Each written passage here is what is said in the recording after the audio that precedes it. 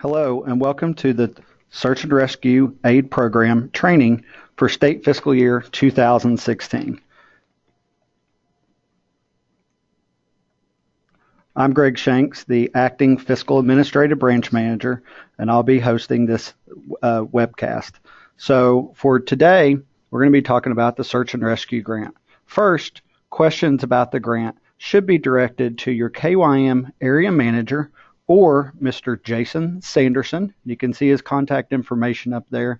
And one note, Mr. Sanderson is on military leave and he will return in mid-September. So a little bit about the application and guidance for this year's grant.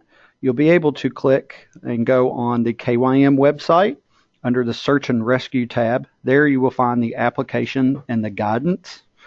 Important note that all applicants must use the 2016 application. Older versions of the application will not be accepted.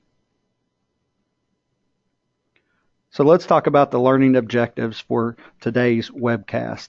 First, we want you to be able to develop or enhance your knowledge of the Rescue Aid Fund and then the purpose and how it can benefit your squad. Secondly, we want to make sure that all squads are eligible for the Rescue Aid Fund. There are 13 elements that require to be eligible under the Rescue Aid Fund. So we want to go through those requirements today and make sure that all squads are up to date on the eligibility. And then also, we want to give all squads equal opportunity to be able to have access to this funding, and that starts with being able to assemble a quality application. So we'll go through a couple different elements that include for your quality application. And then understanding contracting and compliance aspects of the application if in fact you are awarded. So why do we have the Rescue Aid Program? Well, the Rescue Aid Program exists under statute under 39F 100.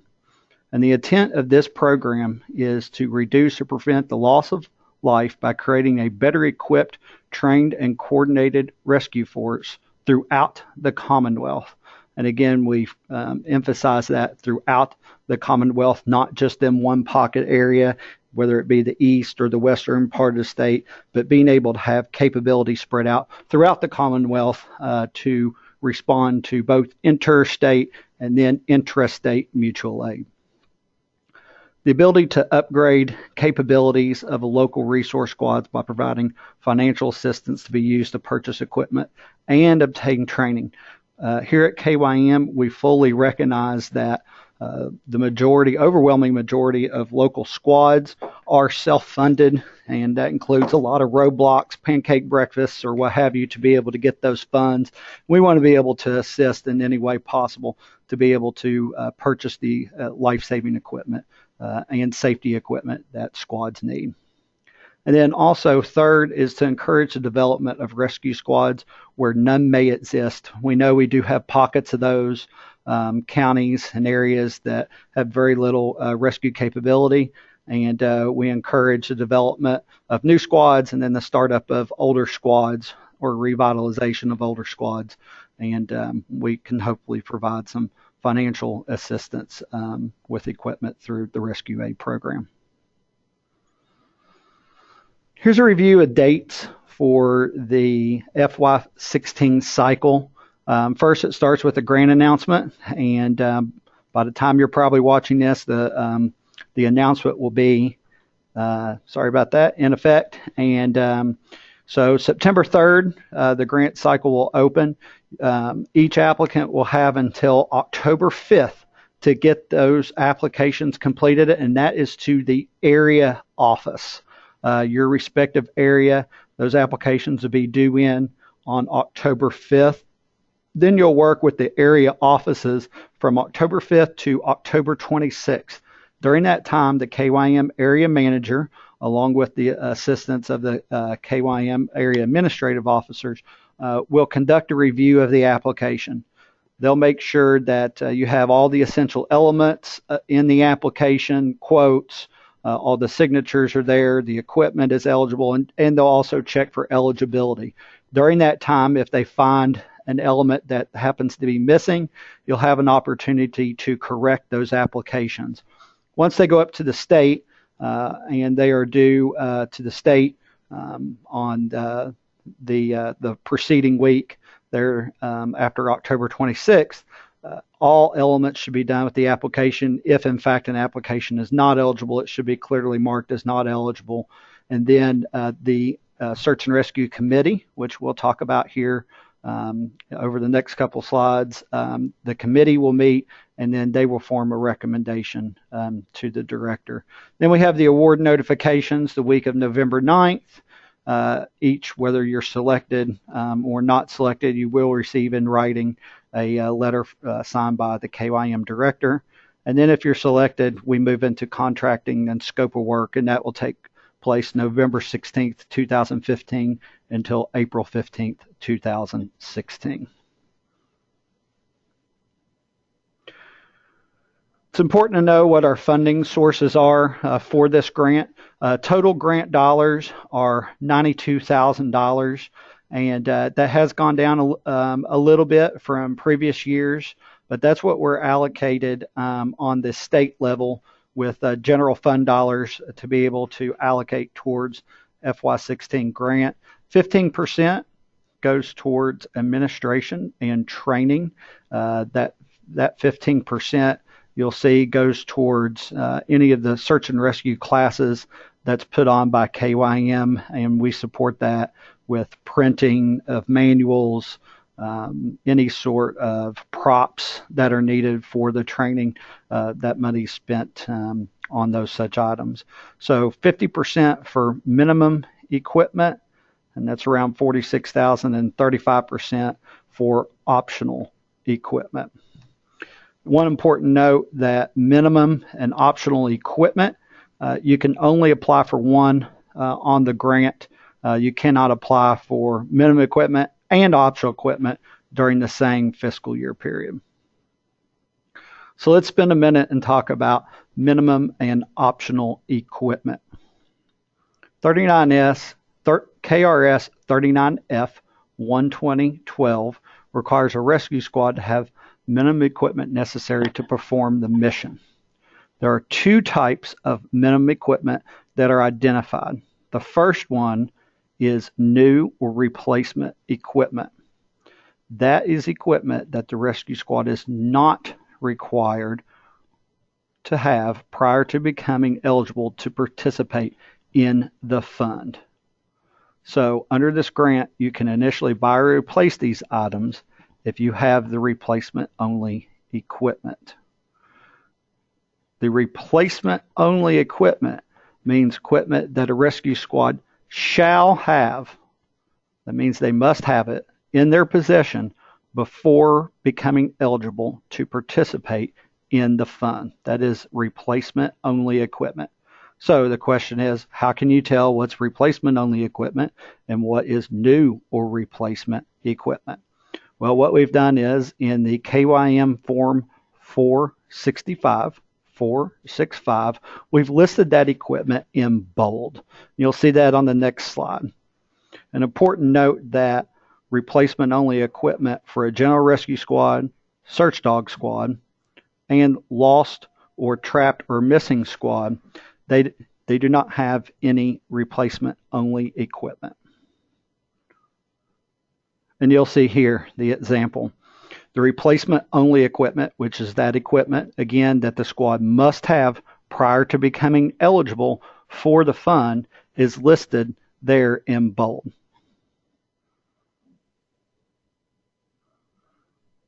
So that's minimum equipment.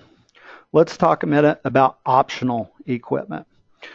That is simply equipment that does not appear on the minimum equipment list with one caveat. We'll go over that on number 5. It also includes training. You can apply for a rescue aid fund to put on a specific training if that's needed.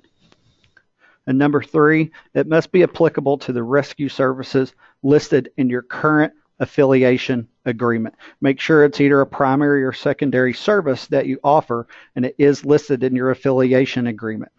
For example, if you don't list perform water rescue utilizing divers and you have no diving equipment listed and you do not have that listed as on a current affiliation agreement, we're probably not going to be able to fund diving equipment for you under optional or under minimum.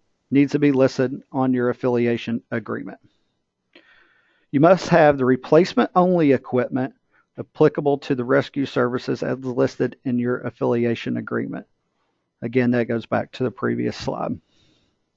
The only caveat that we talked about in number 1 is if you're requesting pieces of minimum equipment that exceeds the quantity of that minimum equipment. So in this example, under high angle, you are requested to have 4 rope pulleys. The squad has 4 but needs 12. That means you would request 8 under optional equipment because you meet the minimum equipment. So when we first started, we talked about the 13 elements that's required under 39F120 to become eligible for the Search and Rescue Aid Program. We're going to briefly touch on these. However, I would suggest for the full listing that you go to the link there, and it's on the Legislative Research Commission, the LRC website, and you can see the bookmark there. So you must have written bylaws. Be sure that you actually look in the details of those written bylaws and you actually address items A through E. A lot of times we find that, yes, squads do have bylaws, but they may be missing an aspect of or detailed of A through E. So be sure that you actually have a section in there that addresses A through E under your written bylaws. And you must develop SOPs. And those are, again, you'll see here A through B, and be sure that you address both of those elements. Number 3, a current copy of the bylaws and a current copy of all SOPs shall be sent by the squad to the division. And how you do that is through your quarterly, you'll do that whenever a update changes. If you have new bylaws that come out for a new squad, just be sure to send those to the division, and you'll do that through your area manager. Each squad shall have a vehicle dedicated solely to the rescue service. Number 5, a minimum of 12 persons shall be identified by name as active members of the squad. Again, that is a minimum of 12 persons. Number 6, the active membership list of the rescue squad shall be submitted quarterly to the division manager, and we do that to the division through the area manager. One thing we want to make sure that we have seen in the past is those quarterly reports have not been signed by the chief executive officer, so we want to make sure that those reports that you send up every quarter are signed by your leadership staff. Number 7, the active membership list shall be continuously maintained in an accurate and current status by the rescue squad. Again, very few squads have their members stay the same through every single quarter. Be sure to update your membership roster accordingly and then submit that to KYM so you can remain in good status there.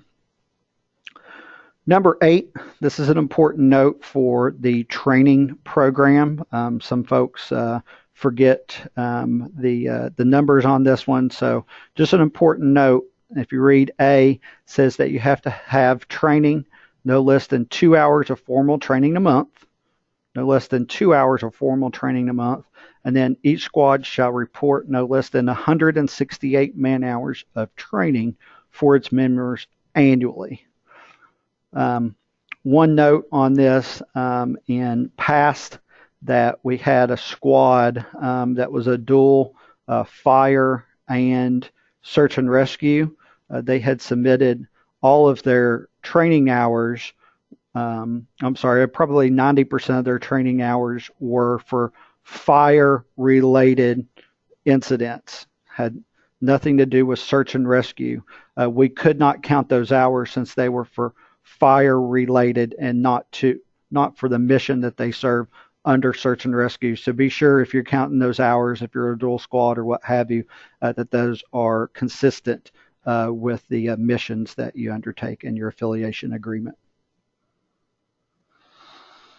Number 10, either the chief elected official, which in our case is the judge executive, or the local director declines to sign the affiliation agreement, the rescue squad shall be without a local charter and shall return to the division all equipment purchased with state funds. This just doesn't include under this fiscal year if you got a grant. That's any time that the affiliation agreement is no longer valid. We need to be notified of that and pick up the equipment accordingly, and we'll work that through, again, your local area manager. Number 11, when a rescue squad is not independent but incorporated with another emergency service or division, again, such as a fire department, the squad members shall be available for and capable of performing rescue services, not incidental to their primary mission. Again, what this says is if you're on a house fire and you get called out to search for a person missing in a wilderness area, you have to have those 12 members that can independently go to those search and be able to do that, or vice versa. Number 12, rescue squads shall maintain a full complement of minimum equipment appropriate to the type and rescue to be undertaken. I don't think that needs a whole lot of explanation. We covered that in previous slides about the minimum equipment. And number 13, rescue squads shall not assess fees or charges for any rescue activity. And that's pretty simply stated. We do have a waiver consideration, and we'll go over the waiver and how to properly use that waiver. It is intended for newly formed squads, squads who are just forming a specialty. Applicants may not request a waiver for missing piece of equipment listed on the replacement only equipment. Remember, that is the equipment that you first must purchase on your own before becoming eligible to participate in the fund. So the intent of the replacement only equipment, sorry, I think I read that already. Let's skip down to the waivers. The waivers shall apply on a one-time basis relating to the specific request and shall not be construed to set precedents. A justification statement is needed to demonstrate the need for the special action to be taken. And again, we have a form that you would complete for this, and then how the grant award will aid in the continuation or development of a viable local emergency management agency or program. Also, all of the requirements in the KRS 39F120 need to apply. And then the waiver must be completed and returned, obviously, within the application time period. And then one-time waivers will be reviewed by the grant committee. However, the division director has to sign off on that waiver. So here's an example of why you may, in fact, need a waiver. The water rescue and recovery operations specialty requires a john boat. It must be in excess of 16 feet or larger. So the rescue squad has a john boat that's only 15 feet. This boat is similar enough in function, and it serves the squad in their capacity to perform their duties as stated. So that's one case where you're only lacking a foot of room on the john boat, and it can still perform as needed, and you could get a waiver for that, even though you don't meet the 16-foot requirement. Talk a little bit and remind you about affiliation agreements. The affiliation agreement should list all of the rescue services provided by the squad. So if you look in your application, you'll see a spot where you check those rescue services that's provided. Be sure that you check those services, and those services also align with what's listed on your affiliation agreement.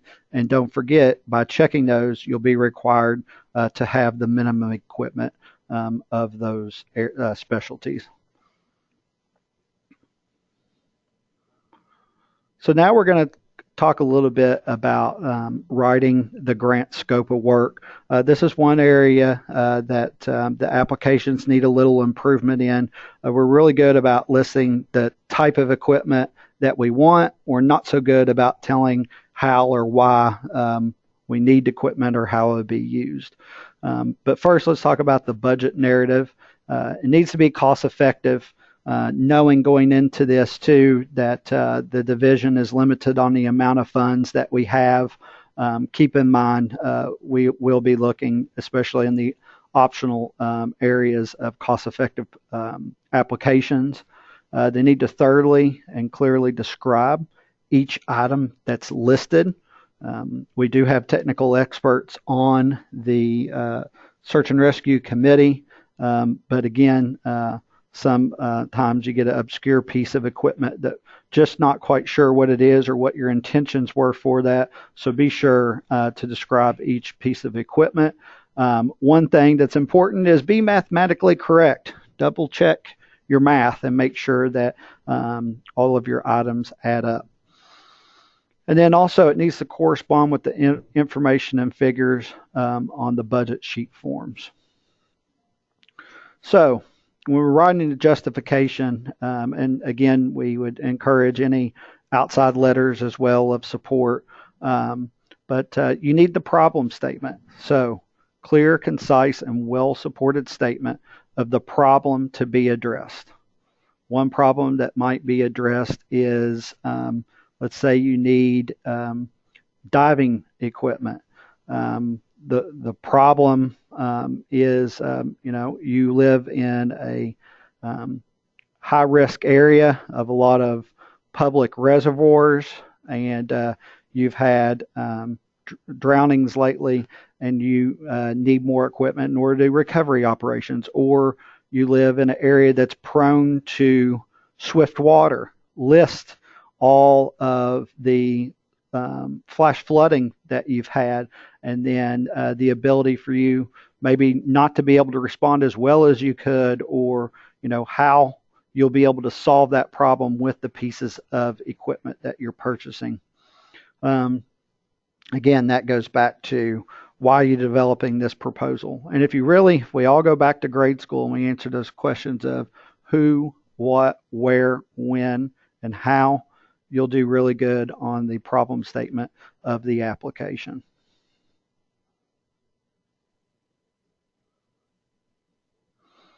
Again, just some additional tips on the scope narrative. Take the reviewer and put them in your county and put them on scene. Paint a picture of why you need that equipment, where it will be used, when it's going to be used, how it will be used, and then again, why you would need it. Tie your activities to your squad's missions, goals, or if you have a strategic plan. Let's say you're in phase 4 or 5 of a strategic plan, and this equipment's going to put you over the top and reach your goal. That's an important aspect for the review committee to know.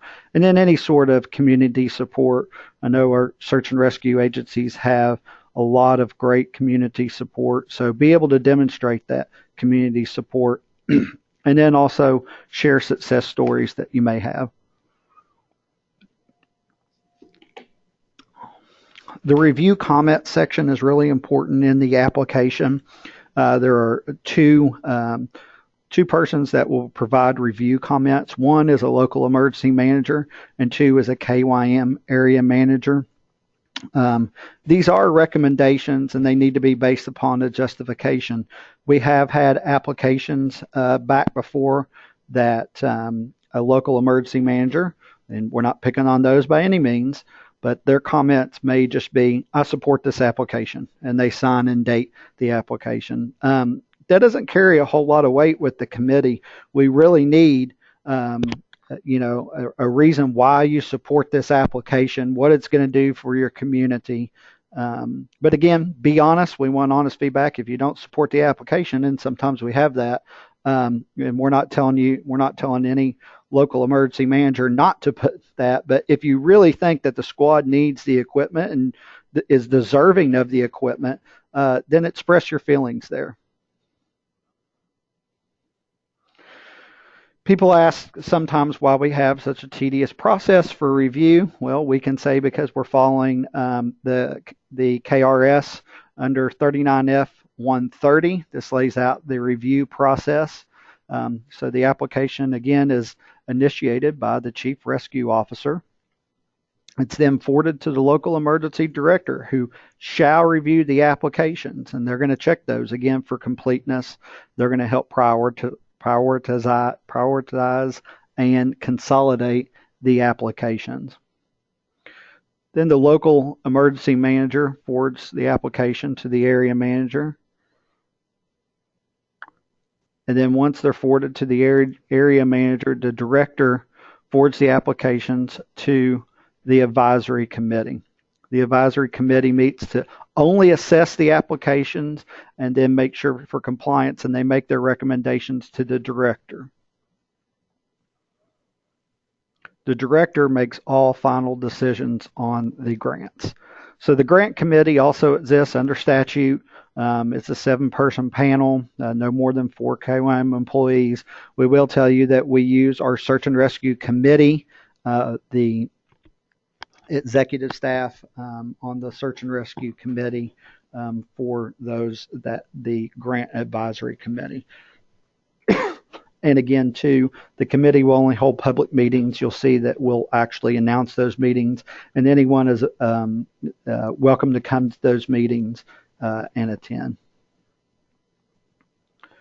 The award and notification process. So ineligible letters will be sent after the committee assessment and compliance review, and we should add that the director of KYM signs those intent for ineligible applications as well.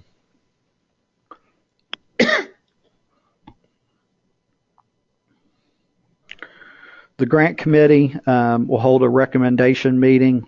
The grant committee will take into consideration any director's guidance that's issued beforehand, especially for those optional applications. A funding recommendation and level of funding is provided to the director from the committee. And the committee last year met for almost 8 hours to really go over the optional applications as well as the minimum, to be able to make sure that we've not only spread the money, but get and prioritize the applications and be sure that we use the money wisely and it's going to the greatest use. The director makes the final decisions after the conclusion of the meeting, and then the squads will receive formal notification from the director. If you are selected, we'll begin the award process immediately, and you'll hear from your area office on that. The funds awarded, important to note, we actually, KYM contracts directly with the county, so the county is actually the grantee, not the squad, and that's the reason we have the local county officials sign the application as well. So that's advanced. The funds are actually advanced to the county, and then again, the total award will be listed on the contract. So once they're advanced to the county, you'll have around 10 days to be able to complete the transaction. So we'll wait to advance those funds until you've gotten all your quotes and or if you have to do any county bidding and you're actually ready to purchase the equipment. The contract must be signed by a county representative who has signature authority, and you'll return those to your regional office within 30 days. Also, an important note that no work can begin, this includes the purchases, until the contract is signed and notification is provided in writing by KYM. That's really important to note, especially those purchases. We've actually had some squads before that have not signed the contract and gone out and purchased equipment, and if that happens, KYM can't really do much. Property accountability. It's maintained. Property accountability is maintained by the Finance Cabinet and grant regulations. We want to make sure that anything over one item over $300 or more is tagged, and the tagging will be coordinated through the KYM area offices. So if you do have any questions, apologize for the slide here. It says, please identify yourself and the agency you represent. Obviously, we're not doing this live, but again, if you would contact your local area manager, we'll be sure to answer any of the questions that you may have. And that concludes today's webcast. Thank you.